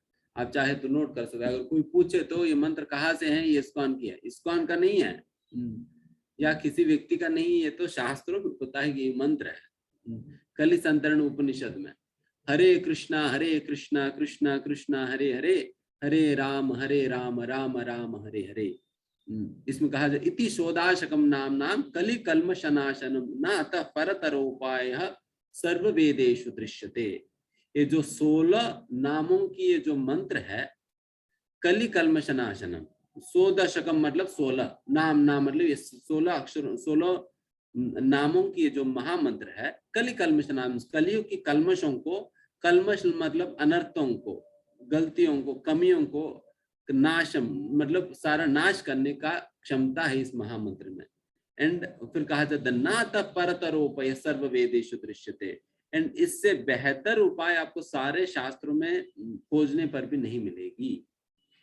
देखिए शास्त्रों में ही बताई जा रहे हैं कि सारे शास्त्रों खोजने पर भी आपको इससे बेहतर उपाय नहीं मिलेगी, देन फिर आप काय का सर्च करेंगे बाकी सारा शास्त्र? शास्त्र में ऑलरेडी बताई गई है ना, आपको कहीं नहीं मिलने वाली है, यही सबसे बेहतर उपाय है करके। ये बेसिकली ब्रह्मा जी नारद मुनि को बताते हैं। नारद मुनि जब ब्रह्मा जी से पूछते हैं कि हे ब्रह्मा जी, हम बहुत दुखी है, कलयुग की जीवों की दुस्थिति को देखकर हम बहुत दुखी है, क्योंकि इतने पापी लोग हैं वो लोग कि वो उन लोगों को उद्धार करने की कोई मार्ग आप सूचित करिए करके जब नारद मुनि बहुत दुखी होकर ब्रह्मा जी से पूछते हैं, तब ब्रह्मा जी जो है नारद मुनि को ये मंत्र सुनाकर बताते हैं कि ये सबसे बेहतर उपाय है और इससे बेहतर उपाय आपको कोई कहीं और नहीं मिल पाएगी करके। एंड श्री चैतन्य चरितामृत आदि लीला में और बृहद अरण्यक उपनिषद में भी ये श्लोका दी गई है। क्या है? ये भी बहुत ही महत्वपूर्ण श्लोका है। हरिर्नाम हरिर्नाम हरिर्नामेव केवलम, कलो नास्ते वनास्ते वनास्ते वगतिरन्यथा। केवल हरि का नाम, हरि का नाम, हरि का नाम ही इस कलयुग में एकमात्र विधि है। कलो नास्ते वा, इस युग में कोई और अन्य मार्ग नहीं है, नहीं है, नहीं है। कितने बार कहना चाहिए नहीं है, फिर भी शास्त्र में कहा जा रहा है नहीं है, मतलब कितना एम्फसिस देकर बताया जा रहा है, आप सोचिए, बिल्कुल भूल न जाए करके। कभी कभी हम किसी से कुछ जरूरी चीज मंगाना होता है, मान लीजिए कल का दिन आपके घर पे कोई गेस्ट आने वाले हैं, आपको दूध वाला को कहना है कि 2 लीटर एक्स्ट्रा दूध देने के लिए। देन दूध वाले आने पे आप कहेंगे कि देखो कल जो है हमारे घर पे गेस्ट आ रहे हैं, 2 लीटर दूध एक्स्ट्रा लाना। देन उनसे आप दूध ले लेंगे, अपने पात्र में डाल देंगे, देन दोबारा उनसे कह दें ठीक है ना, भूलो मत, कल 2 लीटर दूध लाना है। देन फिर वो दूध वाला नीचे चले जाएगा, आप ऊपर से दोबारा चिल्लाएंगे, वो गेट पे है, अरे भूल मत जाना, कल 2 लीटर दूध एक्स्ट्रा लाना है। तो 3 बार बताए जा रहे, मतलब व्यक्ति के दिमाग में घुस जाएगी, ताकि मतलब वो एम्फसिस दे रहे हैं। तो उसी प्रकार से शास्त्र में भी यहाँ पर एम्फसिस दिया जा रहा है कि यही एकमात्र विधि है, नास्तेवा, कोई और विधि नहीं है, नास्ति एवा, ना अस्ति मतलब, अस्ति मतलब होना, ना अस्ति मतलब नहीं होना। इतना क्लियरली बताया जा रहा है, हरि नाम के अलावा और कुछ है नहीं। There is no other way, there is no other way, there is no other way. And फिर भगवद्गीता में कहा जाता है यज्ञानाम जप यज्ञोस्मि, सारे यज्ञों में सबसे श्रेष्ठ यज्ञ है भगवान के नाम की जप करना। देखिए कितना सुंदर प्रकार से सभी फॉरेनर है, भारत में ऐसा देखने के लिए नहीं मिलेगा। कम से कम उन्हें देखकर तो हमें सीख लेनी चाहिए। वो लोग हमारी संस्कृति के आनंद और लाभ वो लोग उठा रहे हैं, कितना सुंदर प्रकार से वो लोग कंठी माला पहने चैंटिंग कर रहे हैं, कीर्तन कर रहे हैं, कोई करताल बजा रहे, कोई मृदंग बजा रहे, हारमोनियम बजा रहे हैं, तो उसके आनंद वो लोग उठा रहे हैं। तो हम कहाँ पर फंस गए हैं? हम उनके पीछे पीछे चलने में हम फंसे हुए हैं। वो लोग हमारी संस्कृति को पालन कर रहे हैं और हम उनकी संस्कृति को पालन करने में लगे हैं। ये तो पागलपन हो गया। सारा दुनिया को, भारत शब्द का ही अर्थ है, भा मतलब प्रकाश है, भा मतलब प्रकाश है। भारत का मतलब ये है one who is supposed to show the light of spirituality to the entire creation। सारा दुनिया को आध्यात्मिकता की रोशनी दिखाकर एक सही निर्देशन करने की जिम्मेदारी भारत के पास है। बट भारत अपनी जिम्मेदारी को ना समझते हुए टेक्नोलॉजी टेक्नोलॉजी करके वो अपना दिमाग खराब कर रही है और बाकी लोगों को भी दिमाग खराब कर रहे हैं। आप अपने जो अपना स्ट्रेंथ को आप आइडेंटिफाई करके हम उस स्ट्रेंथ पे खड़े होंगे, देन टेक्नोलॉजी वाले तो हमारे पैरों पे आकर गिरकर हमें टेक्नोलॉजी देंगे। जिस प्रकार से श्रील प्रभुपाद जी भारत की संस्कृति को फैलाए हैं, एंड फिर सभी सारा दुनिया, पहले तो भारत के लोगों को तो दुनिया में ऐसे ही जाना जाता था, तो भिखारियों की देश है, तो लोग भीख मांगने आते हैं। और जब प्रभुपाद जी भीख मांगने की जगह पर वो जब हमारे भारतीय संस्कृति को देने लगे थे, तब लोग आकर उनकी चरणों पे गिर गए थे, उनके पैरों पे वो लोग आकर गिरे थे। जब प्रभुपाद जी जब कोई मतलब जो ऑस्ट्रेलिया में या लंदन में यूएस में वगैरह जाया करते थे, सैकड़ों की संख्या में लोग आकर प्रभुपाद जी को रिसीव करते थे। कौन सा प्राइम मिनिस्टर की स्वागत ऐसा होता है? जब प्रभुपाद जी जब एस्केलेटर से नीचे उतरते हुए होते हैं, 300-400 लोग एयरपोर्ट के अंतर्गत साष्टांग दंडवत प्रणाम मार रहे होते हैं, 300-400 लोग। एंड ऐसा नहीं कि वो उनको मजबूरी से आया नहीं है सभी लोग, एंड प्रभुपाद जी को देखते ही उनके आंखों से आंसू निकलते हुए वो लोग रोते हुए प्रभुपाद जी के आनंद से स्वागत किया करते थे, आनंद अश्रुओं से, इतना प्रेम से किया करते थे। एंड प्रभुपाद जी, फिर किसी रिपोर्टर ने पूछा आपने क्या दिया इन लोगों को करके? प्रभुपाद ने, मेरे पास है क्या देने के लिए, मेरे पास है ही क्या देने के लिए, मेरे पास ना पैसा है ना कुछ है उनको दो, मैं केवल भगवान की निजी भक्ति को मैंने दिया, भगवान की सेवा करने के विधान मैंने सिखलाया, जीवन को उद्देश्य मैंने समझाया, इतने ही मैंने करा। अपने स्वार्थ के लिए मैंने कुछ नहीं दिया, केवल भगवान की सेवा के लिए उन सभी लोगों को लगा दिया मैंने। और वो जीवन के लक्ष्य को समझकर ही वो लोग इतना कृतज्ञ है गुरु के प्रति। तो उस प्रकार से अगर हम अपने संस्कृति को हम सही प्रकार से पहचाने, हमारी स्ट्रेंथ को आइडेंटिफाई करें, सारा दुनिया आकर हमें सलाम करेंगे, सब कुछ लेकर देंगे हमें कहीं भीख मांगने की जरूरत नहीं। बट प्रॉब्लम है कि हम अपना संस्कृति आइडेंटिफाई नहीं करते हैं, भीख मांगने में ही मजा है।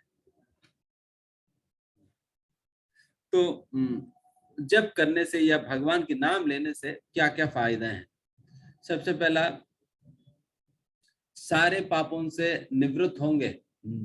जैसे भागवतम के आखिर श्लोका में कहा जाता है, नाम संकीर्तनम यस्य सर्व पाप प्रणाशनम, नाम संकीर्तनम यस्य, जिनकी नाम संकीर्तन करने मात्र से सर्व पाप प्रणाशनम मतलब सारे पापों का नाश हो जाता है। तो ये भगवान के नाम से होता है। देखिए पाप करने से कितना कितना लोगों को भोगना पड़ता है। आप जरा देखिए इस चित्र में, जो व्यक्ति दारू पीता है, गिना जाते इन्होंने कितना बॉटल दारू पिया है। ठीक है, 4 बॉटल पिया ना तुमने, देन फिर वहां पर 4 बॉटल आपके लिए रखा जाता है पिलाने के लिए। बट वहां पर दारू दूसरी प्रकार की होती है। वहां पर क्या है कि लोहे को पिघाल लिक्विडेट कर देते, पिघला मतलब लिक्विफाई कर देते हैं, एंड वैसा पिघला हुआ लोहे को मुंह में डाल दिया जाता है। पिघला हुआ लोहे को मुंह में डाल दी जाएगी, जितना बॉटल हमने पिया उतना बॉटल डाल दी जाएगी। तो बताइए कितना बॉटल पीना चाहेंगे कोई? एंड उसी प्रकार से जो मांसाहार खाता है, देन नीचे देखिए, राइट हैंड साइड नीचे तवा में डीप फ्राई किया जा रहा है, जो कहते हैं ना डीप फ्राई चिकन।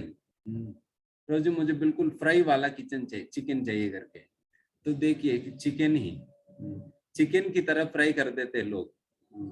बड़े बड़े तवाएं होती है, उसमें गरम गरम तेल होगा, उसमें हमें डाल दी जाएगी, नरक में सबसे बड़ा प्रॉब्लम ये है ना, व्यक्ति मरता नहीं है, व्यक्ति मरता नहीं, ये सबसे बड़ा प्रॉब्लम है। क्योंकि अगर मर जाए देन एक दम पे प्रॉब्लम खत्म हो जाएगी, बट मरे बिना व्यक्ति जिंदा रह जाता है, देन फिर उन्हें इतना दुख झेलना पड़ता है, पूछो ही मत।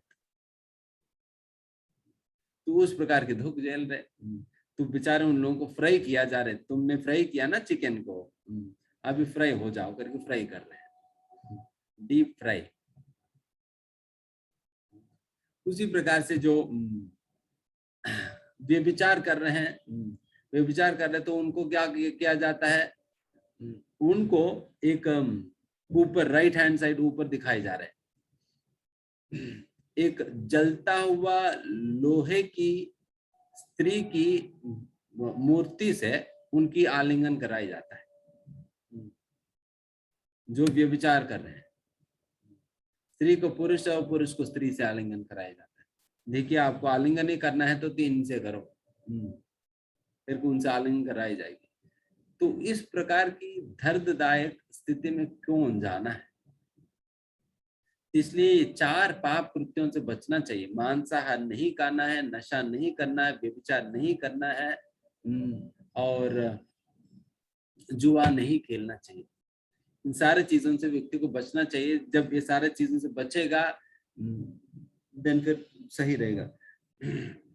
एंड भगवान के नाम लेने से, अगर आप पहले किसी प्रकार का आपने पहले से कुछ पाप करा है, देन वो सारा पाप धुल जाता है भगवान के नाम लेने से। देन वो व्यक्ति सोच सकता है कि प्रभु जी फिर दोनों साथ साथ कर लूं क्या, एक और दारू भी पी लेता हूँ, दूसरी हाथ से माला भी कर लूंगा। दारू से पीने से मजा भी आ जाएगी, माला करने से वो पाप से भी मुक्त हो जाऊंगा, क्या दिक्कत है, वैसे भी पाप खत्म हो जाएगी माला करने से। देन उसके लिए भगवान कहते हैं पद्म पुराण के अंतर्गत, नामनो बलाद यस्य पाप बुद्धि ही, नाम के बल पर पाप करना ये पाप से भी बड़ा अपराध है। नाम के बल पे पाप करना ये पाप से भी बड़ा अपराध हो जाएगी, उसका और खतरनाक पनिशमेंट होगा। इसलिए हम भगवान के नाम ले रहे करके उसके बल पे हमें मतलब पाप नहीं करनी चाहिए। नहीं, वैसे भी भगवान के नाम लेने से सारा पाप धुल जाएगी, मैं कोई बात नहीं, मैं कुछ भी करूँ करके नहीं करनी चाहिए, ये बहुत गलत है। क्योंकि भगवान के नाम हम खराब कर रहे हैं ना, देन लोग कहेंगे देखिए भक्त लोग कैसे कार्य कर रहे हैं। तो इसलिए हमें उस प्रकार के पाप कृत्यों में लगना भी नहीं चाहिए। एंड कोई आप बहुत दुखी होने की जरूरत नहीं, अगर पहले आपने किया हो, आप अभी भगवान के नाम लेंगे देन वो सारा पाप खत्म हो जाएगी, भगवान सारा पाप खत्म कर देंगे। बट इस निर्णय पे आप रहिए कि आगे से मैं नहीं करूंगा, आगे से मैं नहीं करूंगा। इस प्रकार से आप करिए, 4 नियमों का पालन करना ही चाहिए। शास्त्र में कहा जाता है जो इन 4 नियमों का पालन ही नहीं कर रहे हैं वो पशु का ही जीवन में है, अभी पशु का ही जीवन में है, वो मनुष्य बने ही नहीं, तो वैसा पशु नहीं रहने का। एंड साथ ही साथ हमारे अंदर जितने भी गलत आदतें हैं वो सारे आदतें समूल रूप से खत्म हो जाता है। क्योंकि समूल रूप से खत्म होने का मतलब यह है कि कई बार जैसा आपको अपने गार्डन में किसी पेड़ को खत्म करनी, काट देनी है, आपने पेड़ को काट दिया, फिर अगले दिन जाकर देखा तो दोबारा उग गया, फिर दोबारा काट दिया, तीसरा दिन गया तो दोबारा उग गया। तो प्रॉब्लम क्या है, काट तो दे रहे हैं, खत्म हो जा रहे हैं, फिर भी उग कैसे जा रहे हैं, क्योंकि हमने जड़ से निकाला नहीं। तो यहाँ पर ये भगवान के नाम क्या करता है कि हमारी आदतों को बिल्कुल जड़ से उखाड़ कर खत्म कर देती है। इसी को उपदेशामृत में कहा जाता है तद्गत मूलहंत्री, मूलहंत्री समूल रूप से ही जड़ से वो काट कर खत्म कर देगी आदतों को। मतलब पाप करने का प्रवृत्ति खत्म हो जाता है। एक तो पाप सिंफुल रिएक्शन खत्म करना एक बात है, जैसा गंगा वंगा में नहाने से पाप की फल खत्म हो जाएगी, पाप खत्म हो जाता है। बट पाप करने की प्रवृत्ति खत्म नहीं होता है, इसलिए व्यक्ति गंगा में नहाने के बाद भी बाद में आकर पाप करेगा, देन फिर दोबारा पाप लग जाता है। बट भगवान के नाम एक ऐसा पवित्र है, पवित्र ये है कि भगवान के नाम लेने से पाप तो धुली जाएगी, बट पाप करने का प्रवृत्ति भी खत्म हो जाता है, इसलिए व्यक्ति आगे जाकर पाप भी नहीं करेगा। एंड ऐसा हम कितने कितने केसेस हमने देखा अपने जीवन में, जो कि लोगों को कहे बिना ही लोग अपने आप से गलत गलत आदतों को, बहुत बुरे बुरे आदतों को छोड़ देते हैं। वैसे एक छोटा सा स्टोरी बताएंगे जो हम अपने ही प्रचार के दौरान देखा। एक बार एक व्यक्ति हमसे मिले थे, तो वो व्यक्ति पूछ रहे थे कि प्रभु जी हम इस प्रकार से हम विजयवाड़ा जा रहे हैं दक्षिण भारत में, वहां पर जो है ना मतलब हमें कुछ दिन तक रुकना है, आप थोड़ा सा बताएंगे क्या वहां पर मंदिर कहाँ पर है, ताकि हम प्रसाद ही लेना है, हम बाहर कुछ खा नहीं सकते हैं ना, हमें प्रसाद ही लेना है, अब बताइए कहाँ पर मिलेगी। तो हमने बताया देखिए इस प्रकार से आप जाइए, वहां पर आपको ये वक्त मिलने आप प्रसाद मिल जाएगी। तो ये सारे बातें होने के बाद फिर वो भक्त अपने विषय में कहने लगे। फिर मैंने पूछा आप कैसे शुरुआत की भक्ति में, क्या है? तो वो बता रहे थे प्रभु जी एक दिन ना मैं भगवान मतलब दर्शन करने आया था, दर्शन करके मैं जा रहा था और किसी भक्त ने मुझे पकड़ लिया और फिर कहा कि प्रभु जी भगवद गीता ले लीजिए। फिर हमने कहा कि अरे हमें नहीं लेना है, हमें जाना है, छोड़ दो, हमें जाना है। फिर भक्त लोग तो छोड़ते नहीं है, तो फिर भक्त ने उसने छोड़ा नहीं, तो जा नहीं पा रहे, ये तो कह रहे थे मुझे छोड़ो, मुझे जाना है, मुझे जाना है। भक्त तो पीछे पड़ गए, नहीं आपको लेना ही लेना है। देन उन्होंने कहा ठीक है आप क्या करेंगे तो मुझे छोड़ेंगे। उन्होंने कहा आप भगवद गीता ले लीजिए, मुझे छोड़ दूंगा। देन फिर उन्होंने कहा ठीक है आप भगवद पैसा ले लीजिए, मुझे छोड़ो। फिर उन्होंने कहा कि मुझे पैसा नहीं चाहिए, आप भगवद गीता लो। तो फिर फाइनली उनसे पैसा ले लिया और भगवद गीता उनके हाथ में पकड़ा दिया। देन फिर वो व्यक्ति दौड़ने लगे थे। फिर उनसे पूछा आप कहाँ के लिए दौड़ रहे थे, इतना अर्जेंसी क्या था? फिर उन्होंने कहा कि प्रभु जी मतलब मेरा यही रोजवारी नियम था कि मैं इस प्रकार से प्रतिदिन शाम के समय जो है एक हम डिनर की जगह पर हम एक दारू की दुकान पे जाते हैं, एक बीयर बॉटल लेते हैं, फिर उसके बाद हम रेस्टोरेंट पे जाते हैं और मांस ले लेते हैं, फिर घर जाकर फिर दारू पीकर फिर हम सो जाते हैं, फिर रात को बीच में भी उठकर वही पीते हैं और सुबह तक वही नशा रहता है। तो उसी प्रकार से हम पड़े रहते थे प्रतिदिन करके वो बता रहे थे। देन हमें आश्चर्य लगा कि अच्छा ये जो व्यक्ति अभी मुझे प्रसाद वसाद की बात कर रहे थे, तो पहले इतना दारू पीते थे, इतना दारू पीते थे करके, वो प्रतिदिन ही पीते थे करके बता रहे थे, प्रतिदिन पीते थे वो। तो ऐसा व्यक्ति को किसी ने बोला नहीं, समझाया नहीं, बताया नहीं, वो खुद ही छोड़ दिया, खुद ही छोड़ दिया। तो उस प्रकार से ये एक स्टोरी बता रहे, उस प्रकार से अनेक अनेक स्टोरीज है। तो वैसा बहुत ही अद्भुत है भगवान के नाम की जब तो उसकी और फायदाओं के विषय में एक डॉक्टर की तौर पे क्या क्या चीजें हैं अब देखिए, पढ़ सकते, कभी हम आपको भेजेंगे। एंड एक थीसिस भी, एक पीएचडी थीसिस भी है इसी डॉक्टरेट पे, मतलब किसी ने हरे कृष्ण महामंत्र की जप के ऊपर उन्होंने पीएचडी करा, 5 साल की रिसर्च किया, उसके अंतर्गत उन्होंने प्रोड्यूस किया कि महामंत्र की जप करने से तनाव, डिप्रेशन 3 गुणों से परे जाएंगे, तो ये सारे फायदाएं हैं करके उन्होंने दिखाए। डॉक्टर डेविड ब्रेन उल्फ करके आप कभी इंटरनेट पे सर्च कर सकते हैं। एंड महामंत्र की जप करने से अगर ब्रेन वेव फ्रीक्वेंसी ऑब्जर्व किया गया है, ये हमेशा ब्रेन वेव फ्रीक्वेंसी ये किस अल्फा अलर्ट जोन में, रिलैक्स्ड अलर्ट जोन में हमें रखता है। हमेशा हरे कृष्ण महामंत्र हमें हाइपर एक्टिव जोन में, एक्टिव जोन में या ड्राउजी जोन में नहीं रखता है। हाई एक्टिव जोन से ये सारा रजोगुण है, ड्राउजी जोन से सारा तमोगुण है। हमें हमेशा महामंत्र जो है सात्विक गुण में रखता है, जो कि अल्फा जोन कहा जाता है, रिलैक्स्ड अलर्ट जोन। ये सारा रिसर्च हुआ है, उसके आधार पर हम बता रहे हैं।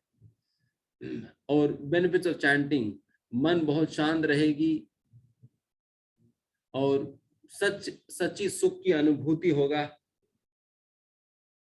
एंड ज्ञान का प्रकाश होगा। तो इसमें ये देखिए, लोगों को लग सकता है प्रभु जी ये कैसे संभव है, हम भगवान के नाम लेने से या ऐसा कोई मंत्र लेने से थोड़ा मन शांत हो जाएगा। अब देखिए छोटा सा हम बात बताएंगे, जब कोई भी आपको गाली देने पे क्या आपका मन विचलित होता है या नहीं? आप सुबह सुबह आप घर से बाहर निकले हैं, तुरंत कोई आपके सामने आकर बिल्कुल गाली देने लगे, देन फिर तुरंत हम डिस्टर्ब हो जाएंगे ना। इसका मतलब ये है कि जब गाली में इतना शक्ति है कि आपके मन को डिस्टर्ब कर सकती है, देन क्या भगवान के नाम में उतना शक्ति नहीं होगी जिससे आपके मन को शांत कर सकेगी? अगर एक शब्द आपके मन को विचलित कर सकती है, देन दूसरा शब्द डेफिनेटली होगा ही ना जो कि आपके मन को शांत कर सकती है। एंड वही शब्द कौन सा है? वही भगवान के नाम है, भगवान के नाम है। इसलिए जिस प्रकार की प्रभाव गाली का हमारे मन पे है, उसका उल्टा प्रभाव भगवान के नाम का हमारा मन पे संभव है। तो उस प्रकार के सिंपल लॉजिक से आप समझ सकते हैं। एंड वैसा साउंड के विषय में बहुत कुछ डिस्कस किया जा सकता है, बट समय है नहीं। जैसे उदाहरण के लिए हम हमारे मंदिर जो है एक मैरिज हॉल के बगल में है। कई बार मैरिज हॉल में बहुत आवाज में, बहुत हाई डेसिबल साउंड में म्यूजिक चलाते हैं। ऑल्दो वो लोग फिजिकली हमें कोई स्पर्श तो नहीं करे, बट हमारा सारा खिड़की विड़की सारा हिलने लग जाता है, पूरा रात भर शेक करती है। बिकॉज उस साउंड की वजह से जिस प्रकार की वाइब्रेशंस क्रिएट हो रहे हैं, वो सारा वाइब्रेशन जो है सारा कुछ हिला दे रहे हैं। एंड आप खुद अनुभव भी कर सकते हैं, एक प्रकार की म्यूजिक सुनने पे आपके अंदर राजसिक भावनाएं बढ़ती है। जैसे एक प्रकार की गाना वगैरह सुनने पे लोगों के अंदर कामुक इच्छाएं बढ़ने लगती है, क्रोध आने लगती है। कभी कभी एक विप्लवात्मक गीत होते हैं, वो सुनने पे एक व्यक्ति के अंदर क्रांति वाला भावना आ जाती है। तो उस प्रकार से ये सारे भावनाएं और इन सारे इस प्रकार के प्रभाव हम पे साउंड का पड़ता ही है। एंड उसी प्रकार से भगवान का नाम का भी हमारे ऊपर प्रभाव पड़ता है। अब इतना आसानी से समझ सकते हैं। तभी तो हमारे वैदिक संप्रदाय में मंत्रों का जोर से उच्चारण करने का विधि था, क्योंकि उच्चारण में जो वाइब्रेशंस प्रोड्यूस होता है उसका इफेक्ट होता है, प्रभाव होता है। तो इसलिए भगवान के नाम जप करनी चाहिए। एंड अनेक प्रकार के लोग भगवान के नाम लेने के विषय में, जो लोग ले रहे हैं उनके विषय में हम थोड़ा सा पढ़ेंगे। जॉर्ज हैरिसन के विषय में आपने सुना होगा, जो कि बीटल्स का एक बहुत बड़ा बीटल्स ग्रुप करके 1970s में वर्ल्ड्स बेस्ट एल्बम्स रिलीज किया करते थे। जैसा टॉप रिकॉर्डिंग्स होते हैं ना, वैसा इनकी टॉप रिकॉर्डिंग्स थे उस समय बीटल्स ग्रुप का। बहुत अच्छा रॉक बैंड था। एंड उसका मुख्य व्यक्ति है जॉर्ज हैरिसन। वो कई हरे कृष्ण एल्बम्स उन्होंने बनाया। जो गोविंद माधव पुरुषम वगैरह जो हम मंदिर में सुनते हैं, उन्होंने ही बनाया। प्रतिदिन जो मंदिर में चलता है हरे कृष्ण, जो गोविंद माधव पुरुषम एल्बम,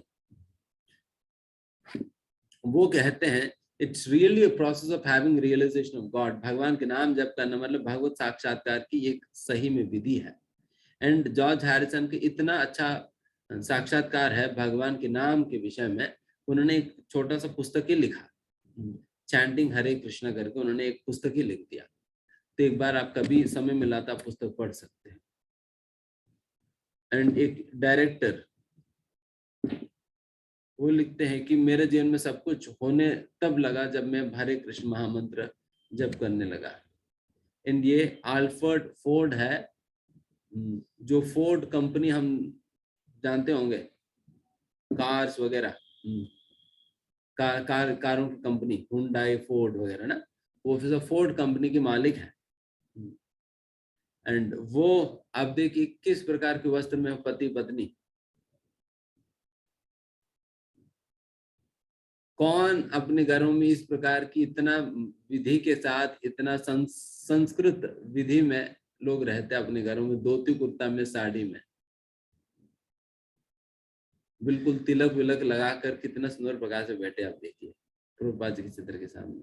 तो आज भी आल्बर्ट फोर्ड जो है वो 16 माला की जब प्रतिदिन दोनों पति पत्नी करते हैं, 4 नियमों के पालन करते हैं, भगवान की सेवा करते हैं, और प्रभु जी ने इतना अद्भुत कार्य करने जा रहे हैं कि मायापुर में इस्कॉन के हेडक्वार्टर्स में इस दुनिया के सबसे बड़ा मंदिर के निर्माण कर रहे हैं, वर्ल्ड्स लार्जेस्ट टेम्पल के निर्माण कर रहे हैं, जिसके अंतर्गत एक वैदिक प्लानिटोरियम भी है। उस वैदिक प्लानिटोरियम के अंतर्गत दिखाई जाएगी कि वैदिक संस्कृति के अनुसार इस प्लानिटरी सिस्टम्स की अरेंजमेंट कैसे है, कॉस्मोलॉजी की अरेंजमेंट कैसे है। तो ये सारा कुछ बहुत साइंटिफिकली दिखाई जाएगी ताकि पूरा दुनिया को पता चले कि हमारा वैदिक संस्कृति के अंतर्गत कितने साइंटिफिक चीजें पहले से ही बताई गई हैं। एंड जितना क्लियर कट एक्सप्लेनेशन हमें वैदिक कॉस्मोलॉजी के द्वारा मिलता है, वो सारे एक्सप्लेनेशन आज की मॉडर्न कॉस्मोलॉजी भी दे नहीं सकती है। सारा seasonal changes, day and night changes, सब कुछ एक्सप्लेन किया जाएगी उसके अंदर। पूरा यूनिवर्सल अरेंजमेंट, कौन सा प्लैनेट कहाँ पर है, किस प्रकार के अरेंजमेंट है, क्योंकि आज तक भी बहुत बड़ा कंफ्यूजन है, हीलियोसेंट्रिक या जियोसेंट्रिक है। पृथ्वी सूर्य की ओर घूम रहे हैं, सूर्य पृथ्वी ओर घूम रहे हैं, समझ नहीं आता। तो फिर हमारे शास्त्र में क्या बताया गया है, तो सारे बातें वहां पर चर्चा होगी। फिर उसके बाद आप देखिए हमारे वैदिक संस्कृति का मतलब कितना मान्यता बढ़ जाएगी। तो उस प्रकार की प्रोजेक्ट प्रभु जी खुद टेकअप कर रहे हैं। बहुत ज्यादा समय, इतना बड़ा बिजनेस चलाने के बाद भी ज्यादा समय वो मायापुर, कोलकाता के पास मायापुर में बिताते हैं उस प्रोजेक्ट को देखते हुए। फिर वो खुद बताते, chanting Hare Krishna has made a ट्रेमेंडस impact in my life. ये हरे कृष्ण महामंत्र जप करना, ये बहुत ही बड़ा प्रभाव डाला है मेरे जीवन में। एनडी देसाई, मैं कई सालों से मैं भगवान के नाम जप कर रहा हूँ, और इससे ज्यादा मुझे कोई और आनंद देने वाला नहीं है मेरे जीवन में। ऋषिकेश महफतलाल, ये भी दीक्षित भक्त है, महफतलाल दीक्षा ली है, प्रतिदिन 16 माला करते हैं, नियमित प्रवचन देते हैं, सब कुछ बड़े बड़े इंडस्ट्रियलिस्ट को वगैरह जोड़ने में सहायता करते हैं खुद। मतलब जब मंदिर में आते हैं अपने ड्राइवर के साथ मिलकर नाचते हैं भगवान के नाम कीर्तन में, क्योंकि फिर मंदिर में आने के बाद ड्राइवर को आने, मालिक होने क्या मतलब। ड्राइवर भी दीक्षित है, ये भी दीक्षित है, एक ही गुरु है, गुरु भाई है, हो गया। तो फिर वहां पर अमीर अमीर गरीब की क्या फर्क है मंदिर में। So chanting Hare Krishna helped me face all the ups and downs in my life with a great confidence and peace of mind. मैं सारा अपने जीवन में चढ़ाव उतराव को मैं बहुत ही कॉन्फिडेंस के साथ, शांति के साथ मैं सारा चीजों को सामना कर सका। ये देखिए अद्भुत, ये डच मॉडल है। जैसे मॉडलिंग करते हैं ना लोग, फैशन शोज वगैरह, तो वैसा फैशन शो वाले मॉडल है। एंड बगल में पिक्चर में देखिए वो क्या बन गई, कितना बड़ा परिवर्तन है देखने में, और कितना खुश है यहाँ पर। ऐसा नहीं कि रो रही है, बल्कि कितना खुश है, प्रसन्नता पूर्वक नाच रही है भगवान की नाम संकीर्तन करते हुए पेरिस में। ये फुल टावर है पीछे। तो कितना बड़ा परिवर्तन ला रहे हैं भगवान के नाम। ये हम में से किसी का प्रभाव नहीं है, तो भगवान स्वयं, भगवान के नाम का प्रभाव है इतना बड़ा परिवर्तन ला पाना। किसके लिए संभव है। मतलब ये जो मॉडल्स वगैरह होते, कितने प्रकार की नशा इत्यादि चीजों में फंसे रहते हैं, बट वैसा चीजों से निकलकर ऐसा शुद्ध पवित्र व्यक्ति बन सके, जो कि भगवान का नाम संकीर्तन करते हुए प्रचार कर रही है। Chanting help me give up bad habits, मेरे सारे गलत आदतों को छोड़ने में मुझे मदद करी। चीजों के प्रति मेरे दृष्टिकोण को उसने बदल दिया। एंड ये भी मॉडल है यूरोपियन मॉडल में। जब हरे कृष्ण महामंत्र जप करने लगा, मुझे बहुत आनंद प्राप्त होने लगी। आप देखिए यहाँ पर पिक्चर में कैसी है और यहाँ पर कैसे है। भगवान के लिए वस्त्र बना रही है, सिल रही है। कितना सरल जीवन जी रहे हैं। बिकॉज इसमें जो आनंद है वो उनको मॉडल रहने से और मॉडलिंग करने से, पैसा कमाने से, दारू पीने से, नशा करने से, व्यभिचार करने से नहीं मिल रहा था।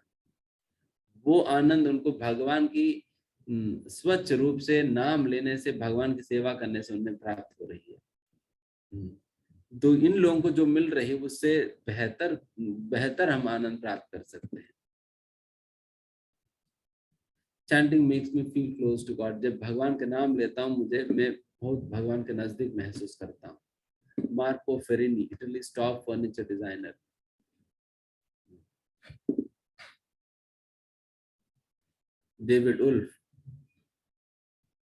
डेविड उल्फ का नाम सुने हैं ना, जिन्होंने रिसर्च किया 5 साल PhD thesis. Stephen Farmer, health food store owner, उन क्या कहना है। मैं भगवान के नाम जप करने से शुरुआत करूं, सब कुछ ठीक चलता है मेरे लिए। ये भी देखिए,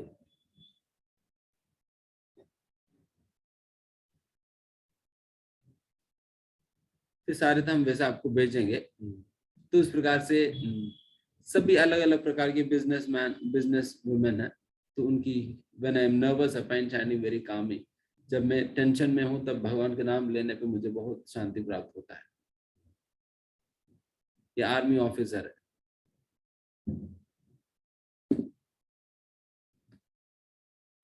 मतलब अलग अलग प्रकार के फील्ड्स के लोगों के विषय में हम दिखा रहे हैं। ये प्रोफेसर है। तो इस प्रकार से आप लोग भी हरे कृष्ण महामंत्र जप करिए एंड अपना जीवन को धन्य बनाइए। सो चैंट एंड बी हैप्पी। इतने लोग खुश है, आप भी खुश होंगे, क्यों नहीं होंगे। ठीक है, यहाँ पर हम समाप्त करेंगे। किसी कोई प्रश्न है तो पूछ सकते हैं। भगवान की तो आप करिए। देन डेफिनेटली देखिए, जिस प्रकार की संसार की चीजों में कई मतलब है, तो उसको तो हम अभी नकार तो नहीं सकते हैं। जिस प्रकार की स्थिति में भी भगवान ने रखा है, उस स्थिति में रहते हुए आप बेस्ट से बेस्ट अपना भक्ति का अभ्यास करिए, सेवा करने का प्रयास करिए। देन जरूर आपको सेटिस्फैक्शन प्राप्त होगा। क्योंकि सेटिस्फैक्शन अगर भौतिक चीजों में ढूंढेंगे वो कभी नहीं मिलेगी। आपको सेटिस्फैक्शन हमेशा भक्ति से, भगवान से ही मिलेगा। तो उस प्रकार से एंड बेसिकली आप अच्छा से पढ़ेंगे, सुनेंगे, डेफिनेटली आपका कन्विक्शन बढ़ेगी। भक्तों से मिलिए। ओके, धन्यवाद। हरे कृष्ण। यस, चोपड़ा जी। हरे कृष्णा प्रभु जी। हरे कृष्ण माता जी, प्लीज। जी मेरी आवाज आ रही है प्रभु जी? जी जी जी जी प्रभु जी, मैं जो माता जी ने अभी क्वेश्चन किया आपसे, मैं तो बिल्कुल बहुत ही आपको बहुत ग्रेट है आप, सच में इतना कुछ छोड़ छाड़ के भी आपने इतना कुछ किया और इतनी अच्छी आप लेक्चर देते, इतना अच्छी बातें करते हैं, हमें तो बिल्कुल इम्प्रेस हो गए प्रभु जी। एक चीज और थी प्रभु जी, ये जो अभी वीडियो और आपने बड़े बड़े लोगों की वो पिक्चर्स दिखाई, वो जरा मुझे सेंड कर सकते हैं या ग्रुप में मिल जाए तो सर, मैं थोड़ा सा बच्चों को इंस्पायर करने के लिए जरूर थोड़ा सा। हम भिजवा देंगे, सारे भिजवा हाँ ये वीडियो भी मिल जाए प्रभु जी, आपका आशीर्वाद बना रहेगा तो हम भी कुछ आगे बढ़ पाएंगे। हमसे इतना हो नहीं पाता एक्चुअली, थोड़ा फैमिली भी है, घर परिवार भी देखना पड़ता है, ऑफिस भी है।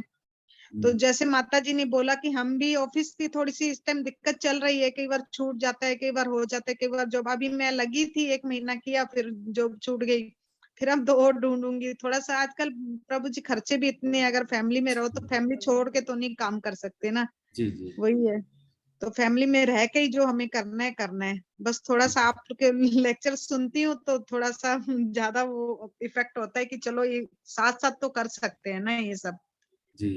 तो वही है, थोड़ा सा मुझे वीडियो वगैरह भेज दीजिएगा प्रभु जी। हरे कृष्णा पंडित। चलो चलो, हरे धन्यवाद। कृष्ण धन्यवाद। हरे कृष्णा प्रभु अच्छा, जी। इसी प्रकार से यस मुनीश प्रभु। जी प्रभु जी, प्रभु मेरा क्वेश्चन एक्चुअली आपने अभी बताया कि कलयुग में देवी देवता भी आकर भगवान की भक्ति करने की मतलब उनके अंदर भी ये चाह रहती है कि वो आके भगवान की भक्ति करें।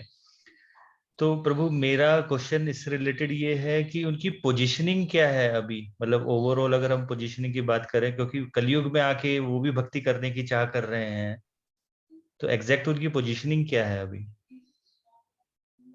उनकी पोजीशनिंग तो वैसा हमसे बेहतर पोजीशन में ही है, बट प्रॉब्लम है कि स्वर्ग में इतना सुख है, इतना सुख है कि वो भक्ति चाहते हुए भी नहीं कर पाएगा वहां पर। क्योंकि जब सुख ज्यादा मात्रा में हो जाती है ना, देन व्यक्ति भक्ति में मन नहीं लगेगा। हर प्रकार से आप अगर मान लीजिए कि अच्छा से एसी ऑन करा एंड फिर बिल्कुल बिस्तर पे बैठ के थोड़ा लेटते हुए आप जब करने लगेंगे तो क्या होगा, नींद ही तो आएगी। तो उस प्रकार की बहुत ज्यादा सुविधाजनक स्थिति है उनकी, उसकी वजह से वहां पर भक्ति नहीं हो पाता है। बेचारे बीच बीच में सोचते तो है कि कल से मैं सुबह उठ जाऊंगा, सब सुबह जब करूंगा करके, बट हो नहीं पाता उनसे। इतने प्रकार की भौतिक इच्छाएं हैं, तो उसकी वजह से फिर लोग कर नहीं पाते हैं। हम जिस मर्त्य लोक में हैं, इसी लोक में बेस्ट है भक्ति करने के लिए। भक्ति करने के लिए यहाँ पर बेस्ट है, क्योंकि यहाँ पर प्रॉब्लम्स भी है, जिससे हमें बार बार याद दिलाई जाएगी कि आप कैसा भौतिक जिस प्रकार की दुखमय संसार में फंसे हो, इस प्रकार की याद दिलाने के लिए हम हमारे जीवन में कष्ट भी आता रहता है। एंड फिर साथ ही साथ नरक में जितना कष्ट है उतना भी नहीं है। उस प्रकार से एक मॉडरेट लेवल है, इसलिए यहाँ पर लोग भक्ति कर सकते हैं। ये बेस्ट जगह है, बेस्ट समय है भक्ति करने के लिए। अगर यहाँ की फायदा नहीं उठाएंगे तो देन फिर व्यक्ति कहीं ना कहीं फंस जाएगा। इसलिए स्वर्ग वर्ग जाने की इच्छा जो करता है ना, वो स्वर्ग में जाकर फंस जाता है व्यक्ति। वहां से ऊपर नहीं, वहां से भगवान के पास नहीं जा पाएगा, तो फिर वहां से फिर सारा पुण्य खर्च करके दोबारा यही आएगा, फिर दोबारा यहाँ आकर दोबारा भक्ति करना पड़ेगा। इसलिए हमें इस प्रकार से करनी चाहिए। ठीक है ना? हरे कृष्ण। ओके। प्रभु जी, मैं एक क्वेश्चन करना चाह रहा था आपसे। एक जिज्ञासा थी कि जैसे रामकृष्ण परमहंस ने विवेकानंद को चूज करके और उनको ट्रांसफॉर्म कर दिया था, जैसे एक कृपा करी और उनको छुआ और ऐसे बताते हैं कि वो टेलीपैथिकली वो क्या नाम, वो उस तरह से वो ट्रांसफॉर्म हो गए, विवेकानंद बन गए जो नरेंद्र थे। तो प्रभु जी, जैसे बहुत सारे लोग भक्ति को करना चाहते हैं और इन्हीं इनसिक्योरिटीज की वजह से वो कदम नहीं बढ़ा पाते, जो कदम आपने बढ़ाया कन्विक्शन के साथ। ऐसे हम लोगों के मन में भी आता है कि हमेशा हमेशा हम भक्ति करें, और पर ध्यान में आता है कि कहीं हमारी फैमिली को खाने को मिलेगा नहीं मिलेगा, एक इनसिक्योरिटी बनी रहती है। तो कुछ ऐसा हो सकता है कि मतलब जैसे कि कोई ऐसे गुरु हो जो क्या नाम विवेकानंद की तरह से बंदों को लिफ्ट कर सकें, इस तरह से कुछ ऐसा प्रोग्राम भगवान के श्रीमद् भगवत भागवतम में कुछ ऐसा है कि मतलब, क्योंकि गुरु में तो सारी शक्ति है, तो वो एक आम आदमी उस तरह से किस तरह से वो कन्विक्शन के साथ आगे बढ़ पाए अपनी इनसिक्योरिटी को खत्म करके? देखिए, इनसिक्योरिटी से निकलने का एक उपाय यही है, विश्वास, भगवान के ऊपर विश्वास बढ़ाना। क्योंकि लोग ये सोचते हैं कि सब कुछ जब बन जाएगी तब मैं आगे का कदम बढ़ाऊं, बट सब कुछ बनने वाला नहीं है। एंड जब आप स्वयं आगे कदम बढ़ाएंगे देन देखिए भगवान कैसे संभालेंगे। भगवान कैसे संभालेंगे, भगवान की अपनी व्यवस्था है संभालने की। जैसे मैं भी एकलौता संतान हूं मैं अपने परिवार में,